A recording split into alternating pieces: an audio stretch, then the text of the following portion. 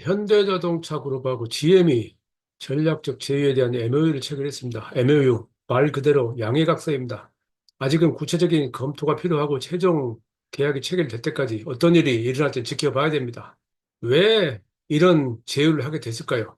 많은 사람들이 의외다라는 반응을 보이고 있는데 저는 그동안의 빅4의 움직임을 전달하면서 폭스바겐의 공장 폐쇄 등 지금 레거시 자동차 회사들의 상황이 심상치 않다는 그런 의견을 피력한 바 있습니다. 우선 그냥 통상적인 얘기를 하자면은 가장 큰 이유는 비용 절감입니다. 기술 개발비하고 생산비에 대해서 이걸 줄이지 않으면은 가격 경쟁력을 확보할 수 없다. 말씀드렸지만은 자동차 산업의 역사는 비용 절감과 자동화 역사입니다.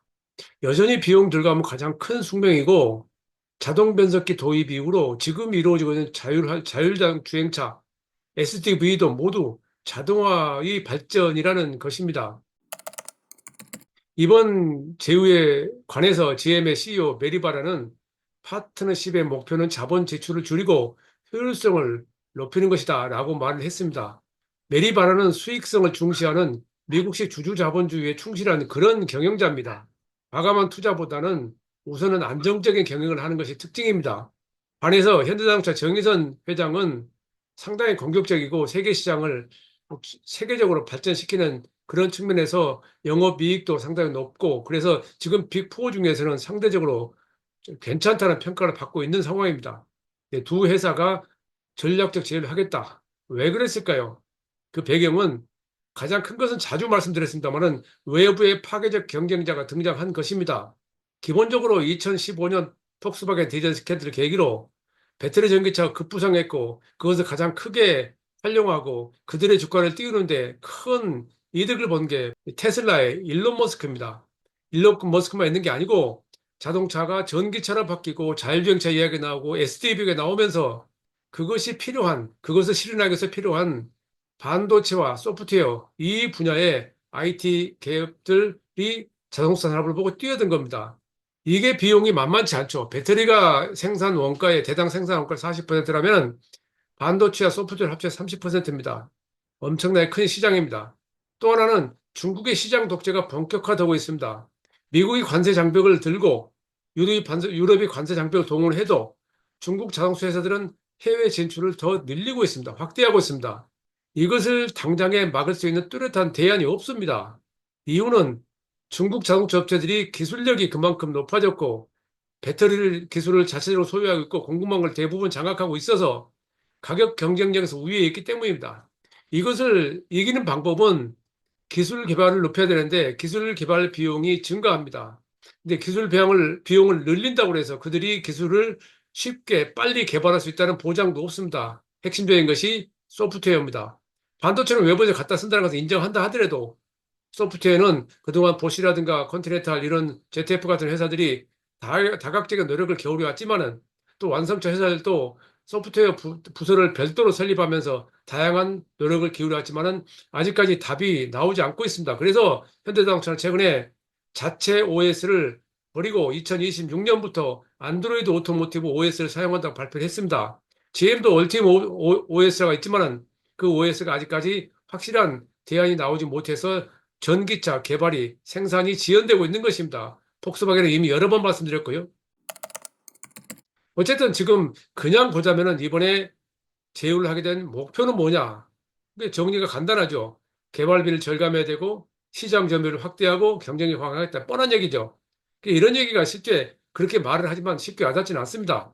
자, 그러면은 그동안 이 자동차 산업에서 이와 같은 제휴 또는 합병, 동맹 이런 것들이 어떤 결과를 낳았는지를 잠깐 정리해 보겠습니다. 1998년에 세계에 큰 사건이 있었습니다. 다이밀러 크라이스가 합병을 했죠. 다이밀러 벤츠. 지금은 메르세데스 벤츠를 회사 이름을 많이 바꿨습니다. 다이밀러 벤츠하고 크라이스를 합병해서 다이밀러 크라이스가 탄생을 했습니다. 그때 많은 언론들은 세계의 합병이라고 칭송을 했었습니다. 그러나 저는 그날 칼럼을 썼습니다. 이 두 회사의 합병이 과연 오래 갈 수 있을까? 결과적으로 2007년에 결별을 했습니다. 결별 이후에 저는 다이밀러하고 크라이슬러 엔지니어들 만난 적이 있습니다. 식사 자리에 같이 한 적이 있는데 두 회사 다 상대편에 대해서 고개를 절레절레 흔들었습니다. 기술력 차이가 많다는 점도 있겠지만은 문화적 차이가 가장 컸다고 저는 그렇게 이해를 했습니다. 두 번째 사건은 르노가 부도 위기에 빠진 닛산에게 43% 지분을 인수하면서 동맹 관계를 맺은 겁니다. 완전한 합병 아니고 서로 동맹 관계를 맺었었는데 그 동맹 관계를 맺었던 그 회사가 2023년에 서로 지분을 15% 정리하면서 사실상 결별을 했죠.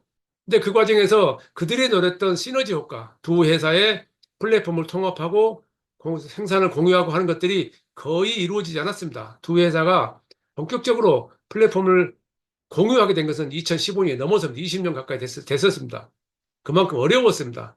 그 과정에서 저는 누노하고 닛산 이 경영진들 가끔 만날 기회가 있었는데 그렇게 쉽게 화학적으로 결합될 수 없다는 걸 느꼈습니다. 그런 그에 반해서 현대기아는 같은 해 합병이 됐는데 이것은 현대가 기아가 부도난 상태에서 국가에서 떠넘긴 것이었죠. 그래서 많은 사람들은 현대가 합병하게 되면 같이 망한다는 그런 전문가들이 여기 있었는데 저는 그때 반대 의견을 제시했었습니다. 규모의 경제를 확보할 수 있어서 현대기아가 글로벌 시장에서 성공할 수 있는 기회를 잡는다라고 해서 관련된 책을 쓰기도 했었습니다. 결과적으로 지금은 적어도 지금까지는 가장 성공적인 합병으로 평가를 받고 있죠. 그리고 2019년에는 폭스바겐이 포드와 제휴를 했습니다. 크게는 아니고 플랫폼을 공유한다는 건데 좀 정확히 이야기하면 폭스바겐의 MEB 플랫폼을 이용해서 포드가 자동차를 만들겠다 하는 것인데 지금 딱 하나 유럽 시장으로 판매되고 있는 익스플로러가 폭스바겐의 MEB 플랫폼을 만들어집니다. 그 외에는 별로 진전이 없습니다. 그리고 2020년에 스텔란티스가 탄생을 했습니다. 이것은 피아트하고 PSA, 뿌저 시트로행이죠. 크라이슬러가 합병한 겁니다. 그 과정에서 GM하고의 논의도 있었고 여러 가지 논의가 있었고 현대차와도 논의가 있었고 많은 논란이 있었지만 결국은 스텔란티스로 합병을 했는데 이 회사가 사실은 글로벌 경쟁력을 갖기에는 문제가 있습니다. 피아트는 소형차, PSA도 남부 유럽 국가의 차답게 소형차 위주 회사입니다. 수익성이 낮다는 얘기입니다. 크라이슬러는 지프라는 브랜드 하나만 사실상 명맥을 유지하고 있다고 해도 과언이 아닌 그런 회사입니다. 램도 있긴 하지만은 어쨌든 이 스텔란티스 그룹은 아직도 많은 과제가 있다고 이렇게 평가를 받고 있습니다. 이제 저는 여기서 갑자기 지금 최근에 들어서 주목을 끌고 있는 게 중국의 합병이 예상되는 시기라는 그런 생각을 하고 있습니다. 중국은 21세기 초에 3대, 3소, 3미란 전략을 펼쳤습니다. 그때 많은 난립한 자동차 회사를 정리하기 위해서 크게 큰 회사, 중간 회사, 세 개의 작은 회사를 나누어서 구조 조정을 하겠다는 정책을 발표했었는데 실현되지 못했습니다. 그래서 자꾸 말씀드렸지만 지금 중국은 몇 개의 자동차 회사가 있는지도 모르고 중국 전체 경제가 부동산에서 제조업으로 넘어가는 과정에서 공급 과잉을 해소하지 못하는 상황에 지금 처해 있습니다. 이것을 어떻게 해결할 것이냐라는 것들이 좀 논란이 되고 있고 그래서 중국은 희망이 없다라는 말도 합니다. 과연 그럴까요? 그건 그렇게 그들의 생각이겠지만은 저는 생각이 어쨌든 좀 다릅니다. 어쨌든 이렇게 된 모든 이런 일들이 벌어지고 있는 큰 배경을 좀 정리해 보면은 패러다임이 바뀌고 있다는 겁니다. 뭐 이미 자주 이야기했었습니다만은 배터리 기술 혁신하고 공급망 재편이 필요합니다. 그래서 전고체 배터리를 개발하고 있는데 사실은 전고체 배터리도 리튬이온 배터리는 마찬가지입니다. 전해질을 액체에서 고체를 바꾼다는 건데 그것이 게임 체인지가 된다라고는 할 수 없습니다. 물론 발전이 되는 것은 분명한 사실이죠. 그러나 그것이 게임 체인지 될 수 없다는 것을 누구나 지금 인정하는 내용이고요. 또 배터리 생산의 현지화를 추구하고 있습니다. 중국이 워낙 장악하고 있기 때문에 이 문제를 어떻게 해결하느냐. 또 그 배터리를 리사이클링 해야 된다라는 것도 과제로 등장이 있습니다. 더 주목을 끄는 것은 소프트웨어 중요성을 증대하고 있습니다. 자율주행이 등장하면서 SDV, 소프트웨어 정의 자동차가 새로운 수익 창출 도구로 등장하면서 또 사이버 보호 보안이 필요하다는 이유 때문에 이 소프트웨어는 상당히 중요합니다. 그래서 자동차 회사들은 자동차 운영체제를 자체적으로 개발하기도 하고 또 그 외에는 대부분 안드로이드 오토모티브 이 시스템을 차용하기도 하는데 이 문제에 대해서 해결하지 못하면 어쩔 수 없이 IT 기업들한테 주도권을 넘길 수밖에 없는 상황입니다. 또 자율주행 기술 개발을 위해서 반도체가 상당히 크게 부상하고 있죠. 반도체는 비싸죠. 반도체는 지금은 이 고성능, 예를 들어서 레벨 4, 5에 사용되는 반도체는 엔비디아에 주로 많이 사용되고 있고 그 외에 레벨 2, 3까지는 퀄컴이 주로 사용하는데 이들의 반도체 비용이 만만치 않죠. 이것을 앞으로 자동차 회사를 어떻게 할 것인가에 대해서 논란이 많지만은 내재화 이야기 있지만은 지금 그 성공한 회사는 BYD, 지리, 뭐 이렇게 중국의 몇 개 회사에 불과합니다. 테슬라가 우선 테슬라는 자기 이미 하고 있고요. 그리고 소프트웨어 전기 자동차도 결국은 자율주행차의 미래입니다. 자율주행차가 완전 자율주행차가 구현되지 않으면은 소프트웨어 전기 자동차에서 할 수 있는 게 한계가 있습니다. 그래서 반도체가 중요하고 소프트웨어가 중요합니다. 또 하나는 자동차 판매 후 수익을 올리기 위해서 모빌리티 서비스가 확대돼야 되는데 거기에서 가장 떠오르는 게 차량 공유 서비스죠. 차량 공유 서비스는 뭐 여러 가지 논란은 제가 정리됐습니다. 지금 제 주목을 끌은 것은 이 로보택시죠. 테슬라가 10월 10일 날 로보택시를 발표하겠다라고 해서 다시 수면으로 떠올랐는데 논란이 있죠. 이건 수익이 되지 않는다라는 경영진도 있고 다양하지만은 적어도 구글의 웨이모는 확대하고 있습니다. 그동안 제규어의 아이페이스를 가지고 자율주행차를 개발했다면 지금은 중국의 지리자동차 지크 브랜드의 미니밴을 갖다가 개발하고 있습니다. 또 크루즈도 우버의 차량을 공급해서 그들의 이제 판로를 늘리겠다 하는 발표를 하고 있습니다. 당장의 규모가 적기 때문에 이게 어떻게 될지는 단언을 할 수 없지만은 어쨌든 미래가 있는 것은 분명합니다. 또 마이크로 모빌리티 뭐 이 분야에 대해서는 논란이 여전히 많고 있지만 시장에 따라서 많은 다양한 논란이 있지만은 이것도 어쨌든 우리가 마스라는 차원에서 본다면 사회 인프라를 효율적으로 사용하기 위한 그런 우리 인류의 미래에서 본다면 필요한 겁니다. 그래서 저는 자꾸 당장의 자율주행 분야에서는 자율주행 셔틀하고 로보택시하고 고속도로 들어가고 이런 분야에서 시범적으로 사용되기 시작할 것이다 말씀드렸었는데 이 분야도 최근에 중국 자동차 회사들이 상당히 주도적으로 끌고 가고 있습니다. 또 중국 시장의 전기차가 이 지금 상황에서 많은 회사들의 화두가 되어 있죠. 무엇보다도 가격 정리가 앞섰다는 것이 가장 크죠. 뭐 세계 시장에서 유럽에서 관세를 추가로 부과해도 미국은 관세를 25% 100% 올려봐도 당장에 본격 수출이 안 되기 때문에 문제가 없다고 할 수 있지만 유럽에서 그렇게 관세를 올려도 인상해도 중국 회사들은 가격을 낮추고 또는 가격을 높이고 또는 현지 공장을 지으면서 대응을 더 넓혀가고 있습니다. 또 중국차의 품질 경쟁력에 대해서 지금 세계적으로 가장 높이 평가를 하고 있습니다. 세계 최고로가 평가할 수 없을지라도 가격대 이상의 품질인 것만은 분명하다. 이런 것이 현상 인식입니다. 그만큼 글로벌 시장의 영향력이 확대되고 있죠.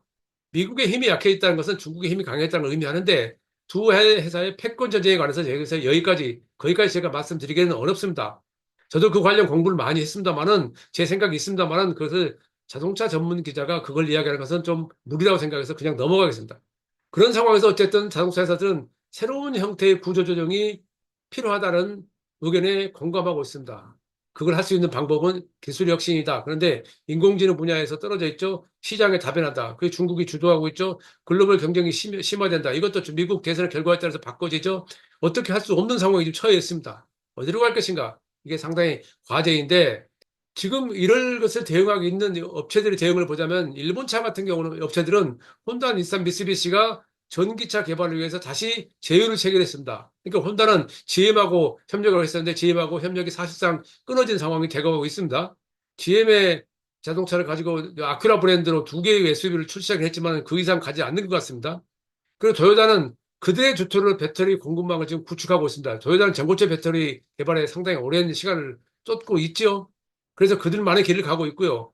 기술을 공유하고 공동 개발하는 것도 대해서 여러 가지 노력을 하고 있지만은 일본 업체가 사실은 자동차 회사가 13개가 있는데 그중에서 완성차를 만드는 회사는 승용차를 만드는 회사는 8개입니다. 그 8개 중에서 사실은 이 글로벌 시장에서 경쟁력을 갖추고 있는 그런 토요타, 혼다, 닛산, 빅3를 필요해서 이스즈, 스바루 등 또 트럭까지 합하면 히노 등이 있긴 합니다만 어쨌든 그 역사만큼이나 나름대로 그 힘을 가지고 있기 때문에 그들끼리 협력을 추구하면서도 다른 방안도 찾고 있습니다. 예를 들어서 유럽의 BMW하고 수소 연료 전지차에 본격적으로 다시 제휴한다. 원래 제휴했었죠. 제휴하고 있었는데 그동안은 그게 지지부진하다가 이제는 본격적으로 연료 전지차 개발에 뛰어들겠다라고 최근에 다시 선언했습니다. 또 폭스바겐은 미국의 스타트업 중국의 스타트업 샤오핑하고 소프트웨어 기술을 좀 도움받기 위해서 파트너십을 체결했죠. 대신에 폭스바겐은 그들의 생산 기술력을 그들에게 어, 주겠다. 이런 식의 전략을 체결했습니다. 어쨌든 유럽 시장은 상당히 힘들죠. 시장이 더 이상 확대하지 못하는 그런 상황에 처해 있습니다. 그에 따른 구조조정도 필요합니다. 그것이 여러 가지 데이터를 통해서 저는 글로벌 로터스의 다양한 그와 관련 뉴스를 정리하고 있습니다. 어쨌든 지금 이제 다시 본론으로 돌아와서 그렇다면은 GM하고 현대차 그룹하고 제휴하게 된 당면의 목표가 무엇일까? 그들이 발표한 내용을 보자면 승용 상용차, 내연기관차, 친환경 에너지, 전기 및 수소 기술의 공동 개발 생산 그대로 읽은 겁니다. 보도자료를. 두 번째, 배터리 원자재, 철강 기타 소재의 통합 소주행 방향 검토. 세 번째, 유연성과 민첩성을 바탕으로 공동 역량 개발. 이제 유연성이라고 하면 두 회사 다 사실은 오래된 회사고 규모가 큰 회사이기 때문에 쉽지 않습니다. 그 쉽게 기대하기 힘듭니다. 또 민첩성이나 측면에서 본다면 미국 회사는 현대보다 더 떨어진다고 할 수 있겠죠. 이렇게 이런 그들의 문제점을 그들 스스로 알고 어떻게 할 것인가를 이렇게 제안한 것입니다. 어쨌든 제가 정리해 보면 GM은 배터리 공급망을 좀 더 확보하겠다는 그런 의도가 깔려 있습니다. 근데 GM은 최근에 시애틀의 배터리를 사용해서 전기차를 만들겠다는 그런 새로운 전략을 또 발표하게 됐습니다. 그 내용도 글로벌로 소개되어 있습니다. 또 현대차 기술, 전기차 기술력을 좀 활용하겠다. 전기차 기술에서는 현대차 분명히 앞서 있는 건 사실이죠. 이게 분명한 근본적인 그 노림수일 것 같고요. 반대로 현대차 그룹 입장에서 보면 GM의 생산 시설을 활용하겠다는 의지가 보입니다. GM은 구조조정을 많이 했습니다. 그래서 미국에는 지금 유휴 공장이 많습니다. 폐쇄한 것도 있고 또 생산 용량을 줄인 것도 있습니다. 캐나다 오타와에 있는 공장 같은 경우도 그런 경우고요. 그 외에도 여러 가지 있습니다만은 어쨌든 이런 공장 시설을 활용해서 현대차 그룹 차 중에서 미국에서 인기가 높은 SUV, 펠리세이드라든가 텔룰라이드 이런 차들을 그런 공장에서 생산할 수 있다면 좋겠다 이런 생각도 들어가 있는 것 같습니다. 또 소프트웨어 개발을 협력하겠다라는 것도 의지가 보입니다. 현대차는 말씀드렸듯이 이 소프트웨어 문제가 생겨서 실리콘밸리에 그들의 연구 개발 센터를 설립했죠. 어쨌든 이 소프트웨어나 반도체 기술에 앞서는 미국에서 성장한 GM의 기술력이 현대보다 앞서 있다는 것은 분명한 사실이고 그에 대해서 시스템이든 사회 인프라든 그런 도움을 받겠다는 그런 목표가 있는 것으로 이렇게 해석을 할 수 있겠습니다. 어쨌든 당장의 전망을 보면 전기차는 빠르면 내년 정도는 공동 플랫폼을 개발하는 데 들어가지 않을까. 이건 굉장히 중요하죠. 플랫폼은 원래 그런 게 제가 자꾸 말씀드렸지만 2010년, 20년 전후에서 1세대 전기차 플랫폼을 개발했을 때 2세대 전기차 플랫폼을 2025년에 내놓겠다 했었는데 지금 그것을 만족시킨 회사는 아무도 없습니다. 그 이야기는 그만큼 비용이 많이 들어간다는 얘기입니다. 그러면은 GM과 포드가 그들의 플랫폼을 하나로 통합한다면은 엄청난 시너지 효과가 나겠죠. 또 소프트웨어 문제도 중요합니다. 통합 OS를 구축해야 되는데 이미 두 회사 모두 이제 OS는 안드로이드 오토를 사용하고 있는데 그것을 어떻게 할지는 지금 이건 어려운 문제입니다. 여기서 단언을 할 수는 없는 상황인데 어쨌든 통합 OS를 구축하지도 않을까라는 전망이 있습니다. 근데 생산 공유, 아까 공장을 공유한다는 것은 그렇게 간단한 문제가 아니죠. 리모델링하고 또 다시 다 그 생산 시스템 바꿔야 되기 때문에 27년 정도에 가능하지 않을까 생각을 합니다. 어쨌든 지금 두 회사의 과제, 이 제휴를 통한 이 과제는 제가 보기에는 우선 GM하고 현대차그룹의 존재감에 대한 서로 간의 인식의 차이가 있을 것이다. GM은 1902년에 캐딜락부터 시작한 회사입니다. 20세기 자동차 산업화를 이룬 회사입니다. 자동차 왕국을 만드는 회사입니다. 지금도 GM에 근무하는 사람들의 말씀을 만나보면 자부심이 대단합니다. 세계를 장악하고 있다. 그런 자부심이 대단하고 특히 그 GM 그룹에 속해 있는 해외에 있는 특히 남미나 이런 지역에 있는 사람들의 GM에 대한 인식은 엄청납니다. 그들이 현대차 그룹에 대한 이미지를 어떻게 정리할 수 있을까? 그게 간단치 않아 보입니다. 현대차 그룹도 지금 당장에 적어도 현대차 그룹 입장에서는 GM이 이미 자기들에게 따라잡혔다. 우리는 GM을 앞섰다라는 생각을 가지고 있는 것은 사실입니다. 그리고 라인업의 차이가 많죠. 두 회사는. GM은 사실은 픽업 트럭하고 SUV 중심의 라인업이고 쉐보레 말리부가 올해 말에 단종되죠. 그러면 이제 사실은 GM은 캐딜락이 한두 개 빼고는 세단이 없습니다. 그러면 이것을 어떻게 할 것인가? 물론 해외에는 있지만요. 그러나 현대차 그룹은 세단부터 SUV, 전기차까지 라인업이 GM보다 훨씬 다양합니다. 어쨌든 기본적으로 미국하고 한국 기업의 문화적 차이가 굉장히 큽니다. 우리는 굉장히 빠르고 급하죠. 좋은 의미든 나쁜 의미든. GM은 굉장히 여유가 있습니다. 미국이 그렇습니다. 우리가 여기서 생각한 대로 세계가 모두가 그렇게 빠릿빠릿 돌아간다고 생각하면 안 됩니다. 유럽을 여행해보면, 미국을 여행해보면, 동남아를 여행해보면 어디 가든지 사실 세상 돌아가는 게 그렇게 급하지 않다는 것을 실감하는 경우 저는 많습니다. 이런 상황에서 두 회사가 서로의 기술 격차를 인정할 수 있느냐? CEO는 인정할 수 있을지 모르죠. 메리바라하고 정의선 회장은 인정할 수 있을지 모르죠. 그러나 엔지니어들은 또 다른 얘기입니다. 제가 크라이슬러하고 벤츠가 과거에 합병했을 때 오래가지 못할 것이 했던 얘기가 바로 그런 점 때문에 그랬었는데 기술 격차를 인정하느냐. 또 무엇을 할 것인지에 대한 정확한 목표가 구체적으로 나와야 된다. 인정하든 인정하지 않든 약점을 인정하고 상대방의 장점을 받아들여서 내 걸로 만드는 것을 그것을 각각의 고용자들, 각각의 직원들에게 설득을 해내야 됩니다. 그게 목표 설정의 가장 큰 이유, 중요한 핵심이죠. 어쨌든 큰 틀에서 지금은 모빌리티 생태계가 확장되고 있고 자동차가 아니라 모빌리티라는 단어로 바뀐 것을 알 수 있듯이 산업 자체의 패러다임이 완전히 바뀌고 있는 과정입니다. 여전히 우리는 자동차를 타고 있기 때문에 네발 단 자동차 타고 있기 때문에 거기에 좀 몰입하는 그런 경향이 있는데 바뀝니다. 바뀌는 건 어쩔 수 없습니다. 그 상황에서 외부의 파괴적 경쟁이 등장했습니다. 경쟁은 이들과의 경쟁입니다. 쉽게 말하면 레거시 자동차 회사들하고 외부의 파괴 경쟁자하고 싸움입니다. 그것도 서로를 죽이는 싸움이 아니라 서로를 도와가는 싸움이 돼야 된다는 쪽으로 의견이 모아지고 있습니다. 어떻게 할 것인가? 또 어떤 목표든 결국은 지속 가능성, 다시 말해서 살아남아야 한다는 얘기죠. 지속 가능성을 어떻게 확보할 것이냐. 그 지속 가능성을 확보하기 위해서는 중국 시장의 시장 독재 대응해야 됩니다. 중국이 이런 식으로 제로섬 게임으로 가격 경쟁을 통해서 세계 시장을 장악해 나간다면 당연히 재간이 없다는 게 제 생각입니다. 2000년에 200만 대 했던 회사가 지금 3000만 대, 작년에 3000만 대 넘겼습니다. 지금 생산 용량이 뭐 3000만 대, 4000만 대, 5000만 대 이야기를 하는데 중국의 데이터가 정확하지 않기 때문에 그건 좀 다른 차원의 이야기로 좀 미뤄두고요. 어쨌든 중국의 시장 독재는 중국 그들의 스스로가 공급 과잉을 해결하기 위해서 해외로 나가고 있고 그것을 국가적인 차원에서 지원하고 있습니다. 어떻게 대응할까요? 대응할 수 있을까요? 복잡합니다. 지금 이런 상황에서 다음 달에 토요타 자동차의 아키오 토요타가 다시 현대자동차의 정의선 회장을 만나기 위해서 서울에 온답니다. 1월 초에 정의선 회장이 아키오 토요타 회장에게 요청을 했고 그것이 성사된 그런 것이라고 합니다. GM과 현대, 현대와 토요타, 폭스바겐 GM, 폭스바겐과 BMW 뭐 이런 복잡한 지금 얽히고 설킨 것은 이런 데서 알 수 있듯이 지금 레거시 업체들이 상당히 위기의식에 처해 있다라는 것을 알 수 있는 내용입니다. 그걸 풀어나가기 위해서 CEO는 사인을 했습니다. CEO들은 만납니다. 만나서 결정을 했을 때 그것을 어떻게 하나의 결과물을 내느냐 하는 것은 고용된 직원들, 임원들, 노조들 모두가 같이 얽혀 있습니다. 자, 이렇게 되면 사실은 우리가 그동안 느껴왔던 이 자동차 산업의 합병, 제휴, 파트너십이 과거와는 제가 적어도 제가 느끼는 과거와는 전혀 다른 형태로 진행이 되고 있습니다. 그래서 1000만 대씩 그룹에 속했던 폭스바겐하고 도요타, GM이 800만 대까지 올라갔던 현대가 지금 저는 기본적으로 GM이 620만 대 수준으로 좀 떨어졌긴 하지만은 빅4로 인정하고 있습니다. 그것은 각 나라의 국가적인 힘이 있기 때문에 그렇습니다.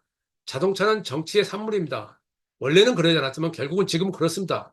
그래서 이 네 회사를 빅4로 지금 저는 분류를 하고 있는데 이 빅4가 이렇게 급박하게 빠르게 다양한 방법으로 움직이고 있다는 것은 자동산업이 전혀 다른 형태로 가고 있다. 그래서 제가 2017년, 8년에 외부의 파괴 경쟁자는 단어를 썼을 때 막연하게 예상했던 것들이 지금 하나씩 드러나고 있고 그 과정에서 앞으로 어떤 답을 도출을 낼지가 상당히 궁금해지는 그런 상황입니다. 최영석의 글로벌 인사이트 다음 시간에 뵙겠습니다.